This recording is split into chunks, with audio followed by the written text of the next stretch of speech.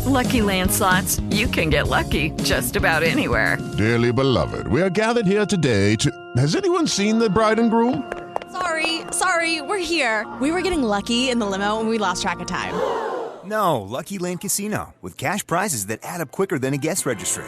In that case, I pronounce you lucky. Play for free at LuckyLandSlots.com. Daily bonuses are waiting. No purchase necessary. Void where prohibited by law. 18+. Terms and conditions apply. See website for details.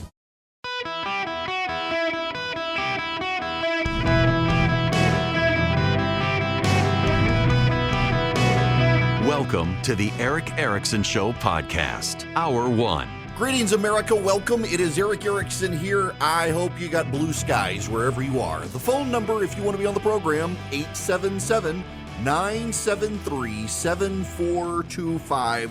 Well, I might as well kick up a hornet's nest out of the gate today.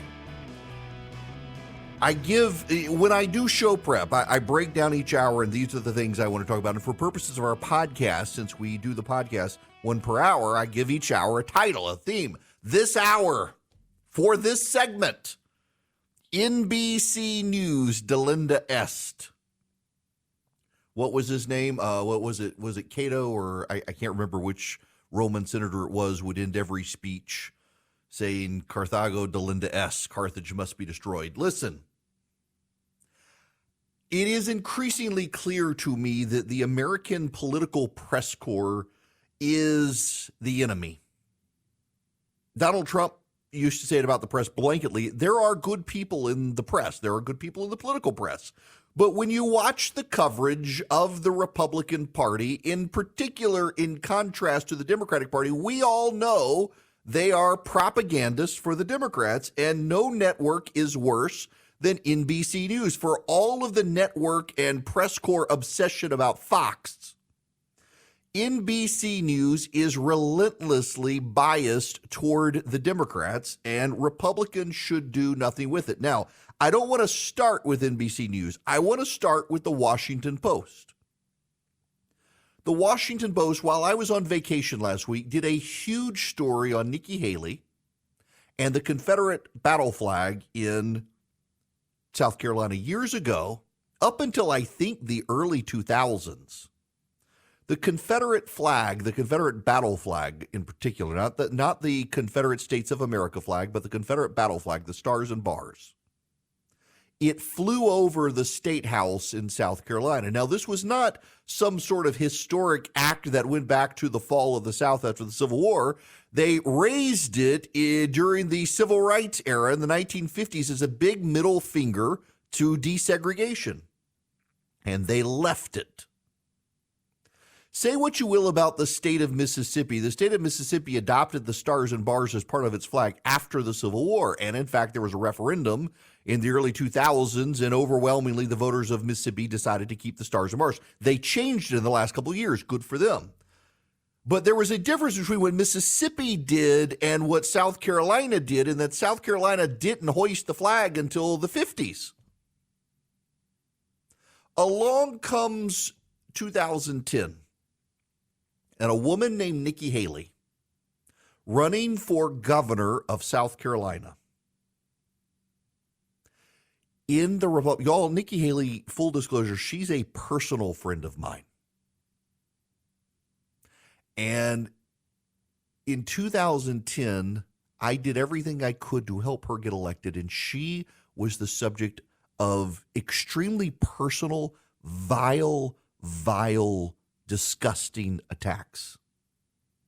The then governor of South Carolina, Mark Sanford, cheated on his wife with a lady from Argentina. Sanford disappeared for a long period of time, and his staff said he was hiking the Appalachian Trail. Well, there was actually Argentinian, well, I won't go there. He was actually in Argentina with his mistress. So here comes Nikki Haley. Nikki Haley had been a Mark Sanford protege. Nikki Haley was in the state house in South Carolina. And though a Republican, she was a free market, small government Republican who opposed big subsidies to big business. She wanted transparency in the South Carolina legislature. You could vote without your vote being known. So you could say you oppose something that you voted for, and the voters of South Carolina were allowed to know. She wanted transparency, and she campaigned on these issues. Republican opponents called Nikki Haley a whore. They claimed that, like Mark Sanford cheating on his wife, Nikki Haley, whose husband was in the military, that she was doing this to him. They portrayed her as some woman who slept through the state legislature and with lobbyists. It was vile, untrue, unfair attacks against my friend. Disgusting attacks. And Nikki Haley, who was the daughter of immigrants from India, was attacked for being a transplant, for not really being American. A whore from another country. Those were the attacks on me. I'm not making this up. This literally happened. And she kicked their butts, and she won. And she became governor, and she forced through transparency. She fought the Republicans in the legislature, and she won. The Washington Post last week attacked Nikki Haley for, in 2010, while they were attacking her for being a whore and a transplant from India, that she should have run on taking down the Confederate battle flag. She should have done it in 2010. They've never attacked Barack Obama for not campaigning for gay marriage in 2008. They never have gone after Obama or Biden for not having views and sympathy of gay marriage when they ran the first time. But Nikki Haley in 2023, they're now attacking her for, in 2010, not campaigning against the Confederate battle flag. By the way, who got the battle flag taken down? That would be Nikki Haley. In 2015, oh, y'all, I remember. She called me at home. I had texted her just to kind of offer her prayers and well wishes. She called me at home sobbing. Dylan Roof had walked into the Emmanuel AME church and murdered all those people. Those people were in a Bible study, and they prayed for that boy. They laid hands on him. He prayed with them, and then he pulled his gun and began murdering them. He wanted to start a race war. And Nikki Haley said, it's time to take that flag down. And she got Republicans and Democrats together to take that flag down. And do you know what, those Republicans? Some of them attacked her and said, you know what, turns out she really was a transplant. She really wasn't one of us. They attacked her for her race and ethnicity. And she got that flag taken down. She got more attacks from her own side than the Democratic side. And the Washington Post has the audacity in the last week to attack Nikki Haley for taking the Confederate flag down, but not doing it sooner than when she did it. Should have been done on the Washington Post time. They know these people are the enemy. These people are the enemy. They need to be ruined. That's not a fair attack. It's completely devoid of context for who she was and where she was running and when she was running. The racist attacks on her, the misogynistic attacks on her, all those things she's running saying, I actually am South Carolinian, I'm not a transplant from India. And you want her to say, oh, you should have campaigned on taking the Confederate battle flag down in 2010. She took it down. You, the writer of the Washington Post, did not. The Democratic governors of South Carolina did not.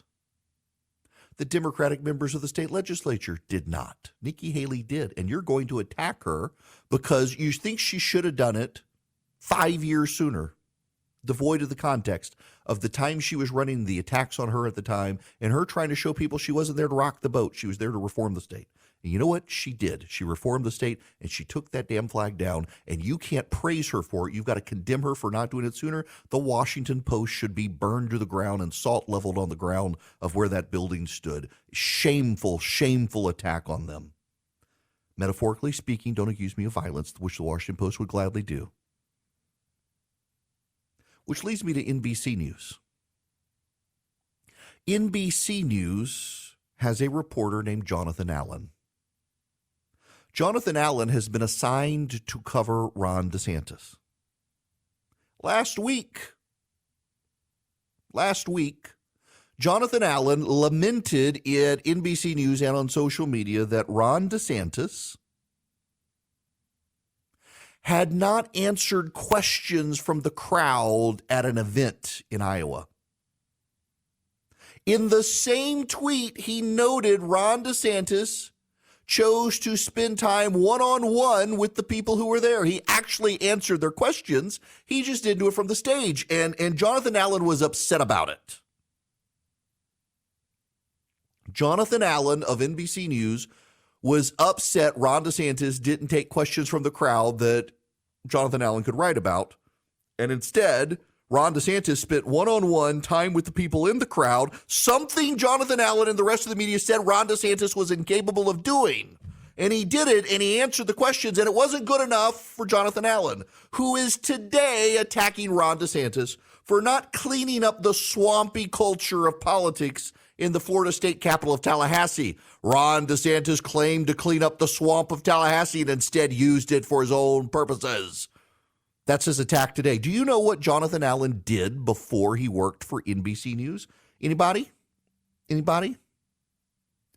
Jonathan Allen worked for Debbie Wasserman Schultz, the chairwoman of the Democratic National Committee. He worked for her political action committee. NBC News has placed as its reporter covering Ron DeSantis a man who worked for Debbie Wasserman Schultz, a Democratic congresswoman from Florida who chaired the Democratic National Committee. And he didn't just work in her office, but for her political action committee. And that's the guy NBC News has chosen to cover Ron DeSantis. Jonathan Allen worked at the Politico as a reporter. He left there to go work for Debbie Wasserman Schultz and then went back to Politico before going to NBC News. When he went back to Politico, they defended it and said, well, he wasn't happy there. It really wasn't political. And the guy who did that was John Harris, the editor of Politico, whose wife was the executive director of NARAL, Virginia. That's right, the abortion activist group in Virginia. She then went on to work for Democratic congressmen. So you have a man whose wife is an abortion activist who works for Democrats saying, oh, Jonathan Allen, it wasn't really a political job. We're welcoming him back. He'll be a fine, objective journalist. Right. The Democratic protection scheme within the media. And of course, Politico has gone even further left, and it's always been on the left, but it's gone even further left. You know, John Harris, by the way, is the editor of Politico who celebrated with the reporter or the guy who got the scoop on the Dobbs decision. It's very incestuous Democratic links. Politico is a progressive news outfit. But NBC News now has Jonathan Allen, who worked for Debbie Wasserman Schultz covering Ron DeSantis. You know who else they have? Valerie Jarrett's daughter, Laura. Valerie Jarrett, yes, that Valerie Jarrett. Laura Jarrett used to work at CNN as an anchor in the morning and moved to NBC News. So they got Valerie Jarrett's daughter.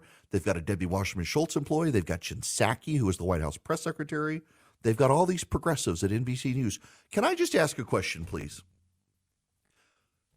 Democrats refuse to have anything to do with Fox News because they claim Fox News is a partisan Republican operation. Republicans, why the hell do you have anything to do with NBC, MSNBC, and CNBC? Why do you engage the NBC News Corporation at all? NBC News Corporation has an employee of Debbie Wasserman Schultz now covering Ron DeSantis. They have an employee of the Biden White House who they show on MSNBC. They have Valerie Jarrett's daughter at NBC News. They are covered up in left-wing activists. NBC News' website is one of the most liberal news websites in the country. Between CNBC, MSNBC, and NBC, they allow the left to set the tone, the tenor, and the agenda, and the coverage and the shape of the coverage. Why, Republicans, would you have anything to do with NBC News? You should not have anything to do with NBC News. You should not give them any attention. You should not answer their questions. You should not engage with NBC News, and you sure as hell should not give them a Republican presidential debate. As far as I am concerned, NBC News Delenda est. Boll & Branch uses the finest 100% organic cotton from family farms to your family home. They've got a natural, unmatched softness, and they get softer with every wash. Those are the highlights that Boll & Branch wants me to tell you about. Let me tell you about my experience as a longtime customer. Every single room in our house has Boll & Branch sheets. Why? Because they don't pill up over time. Some that they get a little like pill of whatever they call it, and they get rough. They don't. They get softer every single wash, and they last. They don't wear out. You don't have fraying threads. They just are fantastic, and they really, really do get softer the more you wash them, and they hold up over time. We love them in our house. They've got the perfect weight. They feel kind of snuggly, but you don't get hot in the summertime under them, but you stay warm in the wintertime. It's perfect. I love these sheets. Get 15% off your first order of Boll & Branch sheets when you use promo code ERIC, ERICK, at bollandbranch.com. That's Boll & Branch, BOLLAND branch.com. The promo code is ERIC. Exclusions apply. See site for details. You will love these sheets as much as everybody in my family does. We got them on all 5 beds in the house. You can too. Hello there. Welcome. It's Eric Erickson. The phone number is 877-973-7425.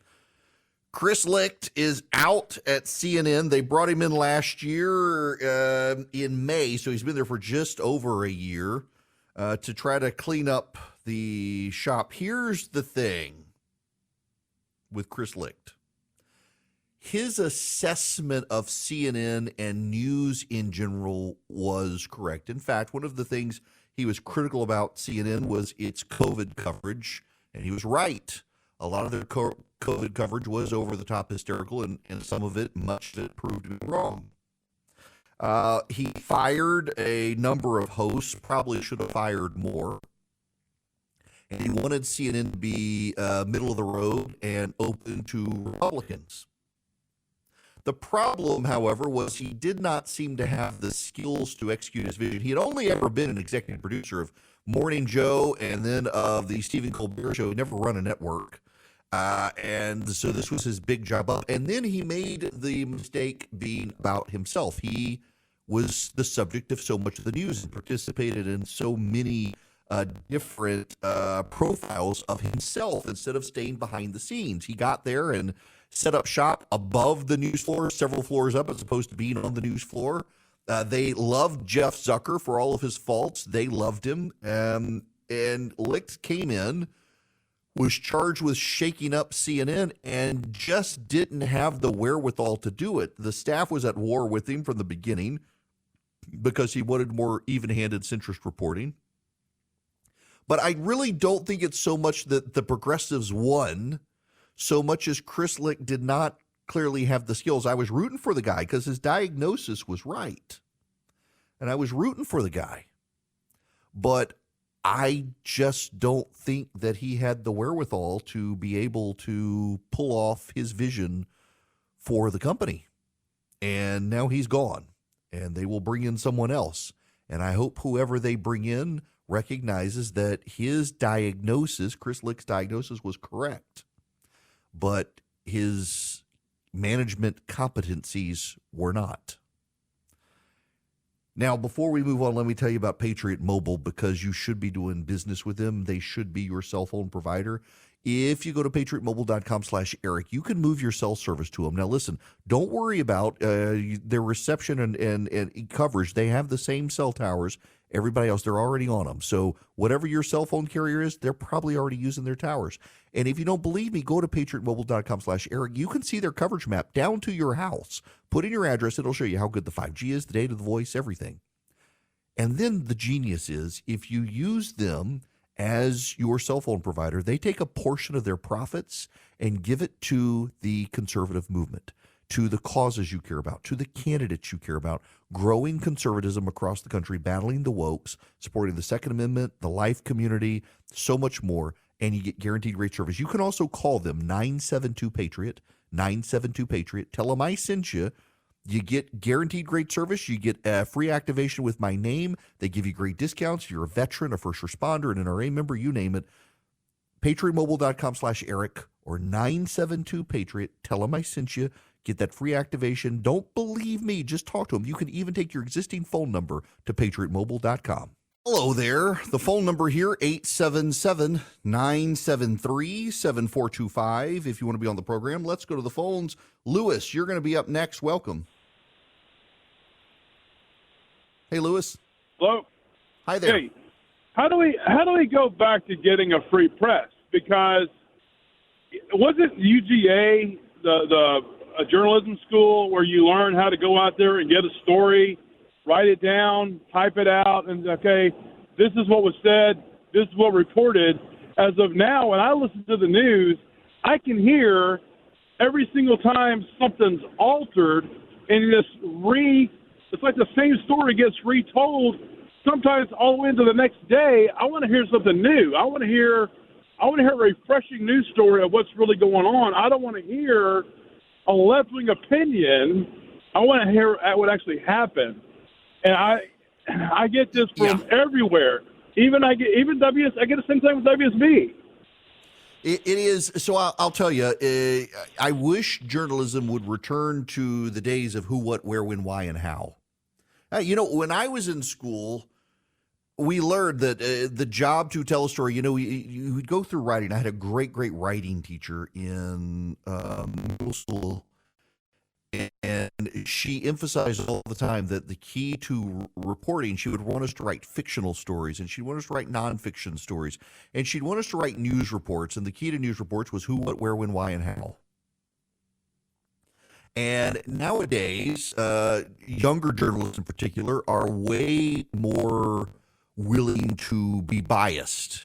The idea used to be that you understood you had biases and you worked to correct the biases by more accurately covering the side you were biased against and being honest with their views. Nowadays, the media doesn't do that. Now, they've always been liberal. We should note the media has always leaned to the left. Even Walter Cronkite, the gold standard in journalism, was also a liberal.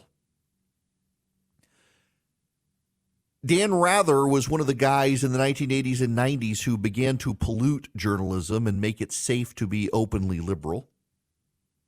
But the New York Times and others, I mean, look at the New York Times and what's his name? What was it? Was it Durante or whoever, the apologist for Stalin who wrote for the New York Times? They've always been to the left. Republicans, however, used to, at least with a lot of the newspaper reporters, could at least get a fair shake. Even if they weren't covered fully fairly, they could at least get their views known. It was the editorial boards that you had problems with. Nowadays, the editorialists are also in charge of the newsrooms.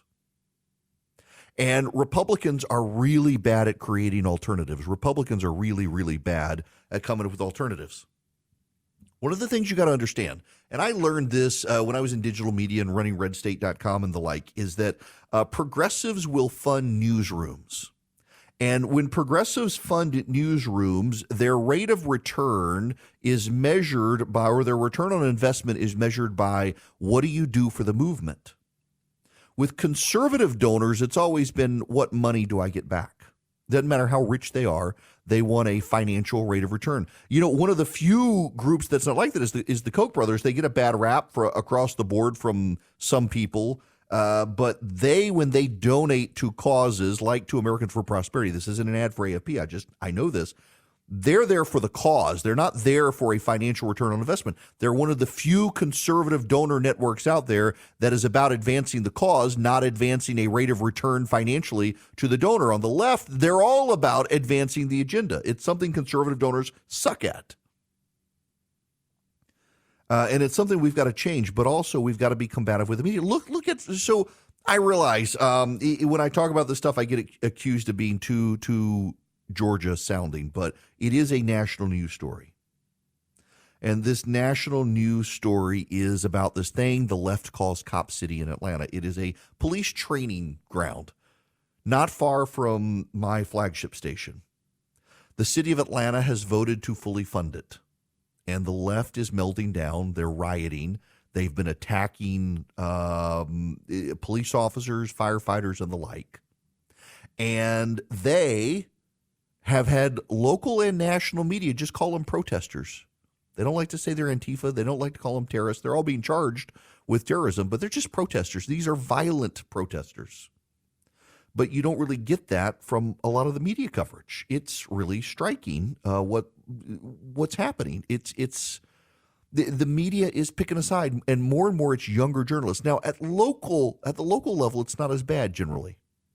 In fact, a lot of national politicians will spend time with local reporters in ways they won't with national reporters, because local reporters, actually many of them are quietly conservative. It's the national news networks where all the progressives go. You know, when I worked at CNN, I was specifically told by an employee at CNN who has a TV show on CNN to avoid going on the day parts at CNN. This was when CNN was headquartered in Atlanta, and many of the day parts were still in Atlanta.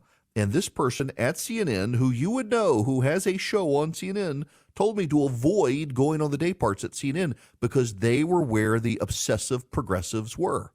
Because they thought if they could be progressive and show themselves as progressive and aggressive on air, they would get promoted in New York. They didn't want to be in Atlanta. They wanted to go to New York. He said, it's not worth your time to go on these progressive shows on CNN. And that's just the reality. It's just remarkable that here we are in this situation now in the 21st century that we've got this set up, and it's just deeply frustrating to see. But Republicans need to fight back on this. They genuinely need to fight back on this. There's no reason to not fight back on this. Now, the phone number, 877-973-7425. We're having a technical problem here, and we're trying to figure out what the technical problem is. And I do just want y'all to be mindful of this technical problem. A couple of people have emailed and said you've got a hiccup. We're trying to figure out where this hiccup is. Andrew, do you want me to go to clean feed or just wait? We'll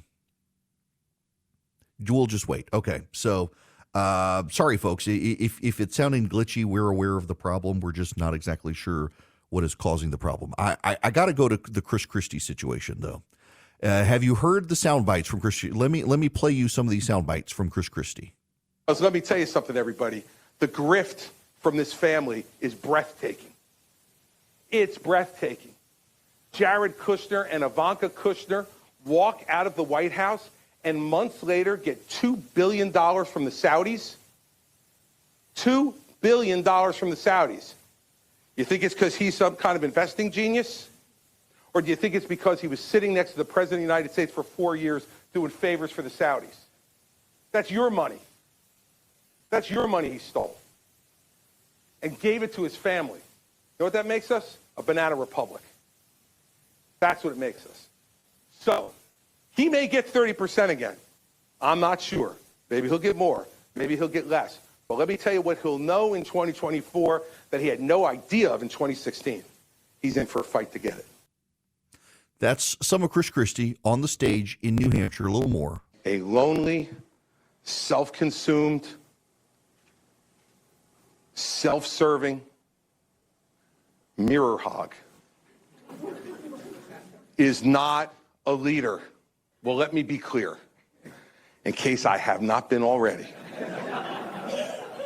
The person I am talking about, who is obsessed with the mirror, who never admits a mistake, who never admits a fault, and who always finds someone else and something else to blame for whatever goes wrong, but finds every reason to take credit for anything that goes right, is Donald Trump. And if we don't have that conversation with you, we don't deserve to ask for your vote. We don't deserve the mantle of leadership. We don't deserve to have you think of us as people worthy of leadership. One last, this is from my friend Gloria Borger at CNN. Do you think Christie has enough time to qualify between then and now? And also, would he commit to the RNC rule of supporting the eventual Republican nominee? I think that's a good question, and it's unanswered right now. They refuse to answer that. I think Chris Christie, it's a high bar for him. He's not popular right now in the Republican Party, but he has to get on that debate stage.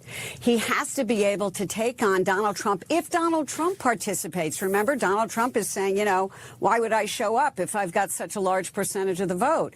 He needs to go mano a mano with Donald Trump, and I right now can't see how he's going to get to do that. I don't think Trump wants to share a debate stage with him. That would be pretty toxic to watch. Pretty toxic. You know, this is a problem for Chris Christie.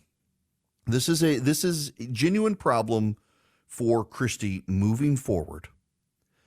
In order to appear at the Republican debates, you're going to have raised a certain percentage of small dollar donations and rate certain percentages in polling. And Christie and every other candidate has to do that. And I don't know that Christie will be able to. Perhaps he will. But he's the guy who wants to throw the punches at Trump more than any of the other candidates. One of the cautions, however, has to be that, for example, when Liz Cheney did this in New Hampshire, she ran ads against Donald Trump in New Hampshire. Donald Trump's polling went up in New Hampshire, and people who saw Liz Cheney's ads had higher opinions of Donald Trump afterwards. A lot of the people who want to go after Donald Trump because they hate him, they don't understand how to attack him. Perhaps Chris Christie does. But Christie's also got to meet the metrics to get on a debate stage, and Donald Trump says he's not going to the first debate. So, I mean, there's no reason for him to go to the first debate if he's polling as high as he is. Although I will tell you, DeSantis has surged 14 points in Iowa. 14 points since he announced. There's clear momentum there and a lot of funding there. And Trump is not aggressively campaigning this time. He doesn't think he has to. Maybe he doesn't have to. Maybe he'll be the nominee.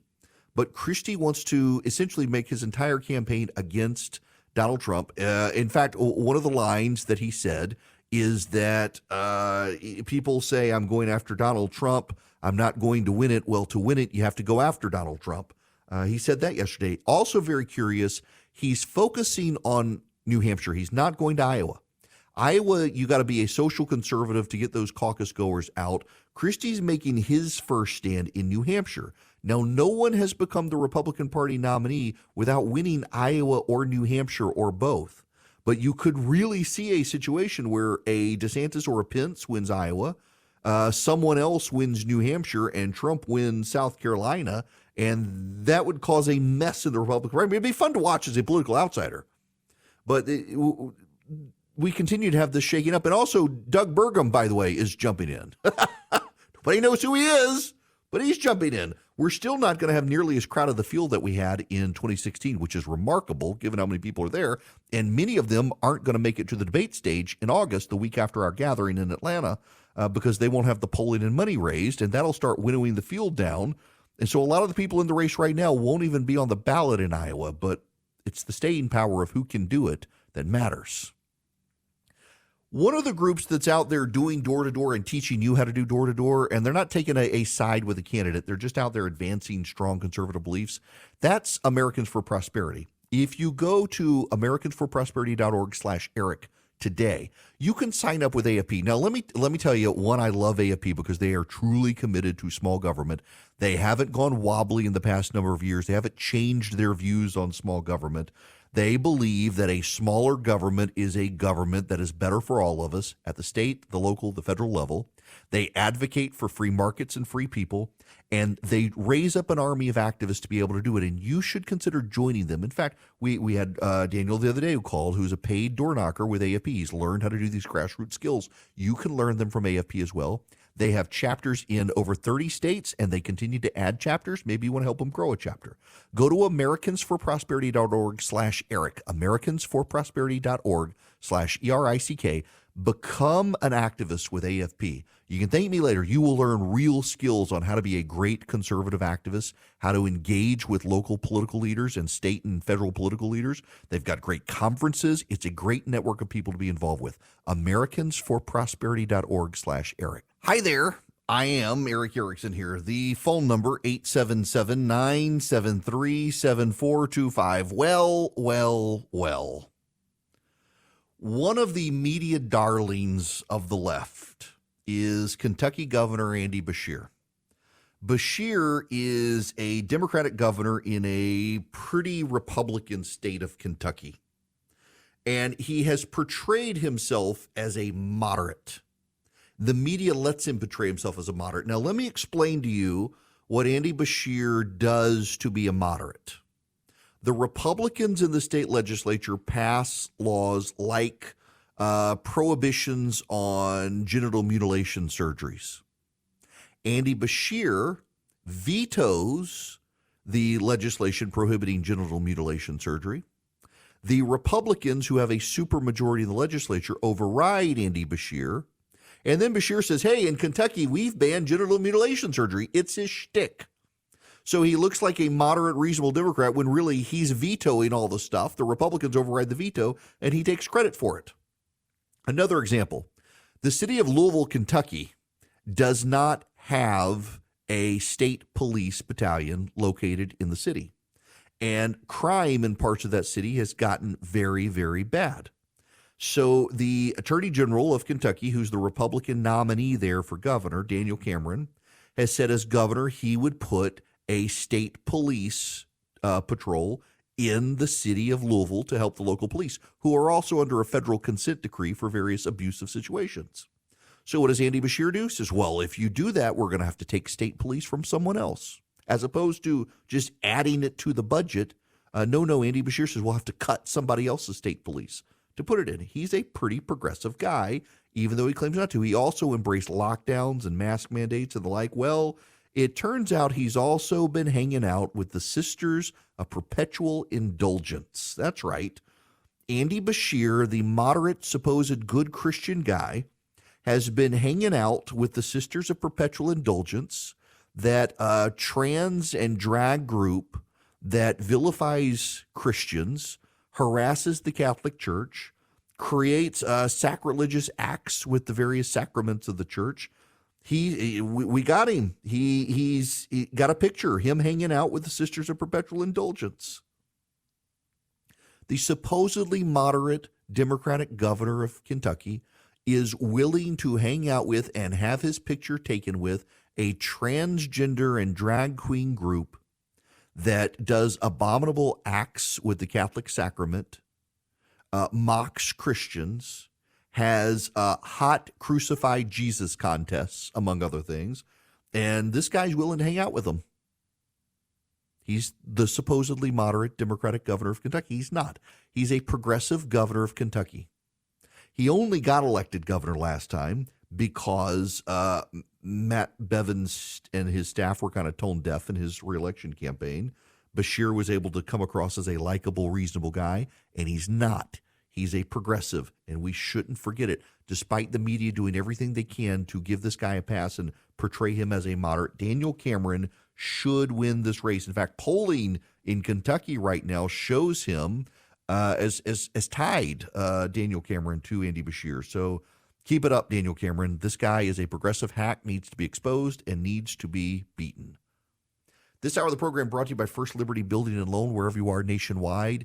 If you want First Liberty to help your business grow, they might be able to help you. Reach out to them, firstlibertyga.com. firstlibertyga.com. Tell them I sent you. If you need $250,000 or more for your business, see if First Liberty can help you. firstlibertyga.com. When we come back, I got a few more words on the Live PGA stuff, but it's actually tied to something larger than them. Progressivism within corporate America. That's actually what we need to talk about. Okay, round two. Name something that's not boring. A laundry? Ooh, a book club. Computer solitaire, huh? Ah, sorry, we were looking for Chumba Casino. That's right, ChumbaCasino.com has over 100 casino-style games. Join today and play for free for your chance to redeem some serious prizes. ChumbaCasino.com. No purchase necessary. Void where prohibited by law. 18+. Terms and conditions apply. See website for details.